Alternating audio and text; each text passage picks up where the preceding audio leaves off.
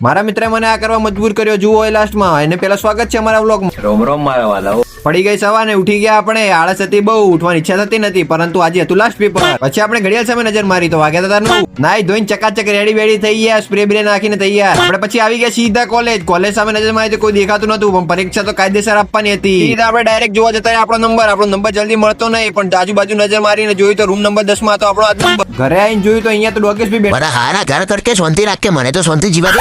સાંજે ખબર પડી કે આજે જવાનું હતું આપણે સોસાયટીમાં, નવરાત્રીનું બધું બાંધવાનું હતું. ત્યાં આમાં આવીને જોયું તો આ વડીલો અમારા કામ કરતા હતા. તો આજે તો માહોલ મજબૂત બનવાનો હતો, કારણ કે અમારે બી કામ કરવાનું.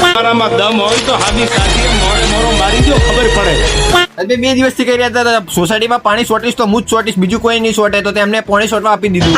આમાં કેમેરા મારે તો ખાડો ખોદવાનો ચાલુ થઈ ગયો હતો, કારણ કે ત્યાં પાઇપો લગાવવાની હતી સોસાયટીના મંડપ માટે. તું मेरे से प्यार करती है या नहीं करती, ये बता दे તું.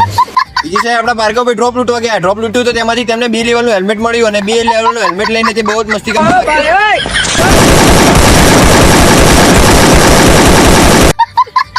એ સાઈડ અમારા વાલાઓ બધા બેઠા હતા શાંતિથી આરામથી. અને જેના પન્ના માર્કેટમાં હાલે ને એના જ વિરોધ થાય. હતડાના કોઈથી વિરોધ ન હોય. આમ તો કઈ એટલું કરાય નહીં, પણ આવી ગઈ મફતની ચા. તો મફતની ચા તો દબાઈને પીવાની મારા વાલા. મિત્રો તમારા જોડે બી આવું થતું જ હશે. જો થતું હોય તો કોમેન્ટ કરો. મળીએ બીજા વ્લોગમાં. જય માતા.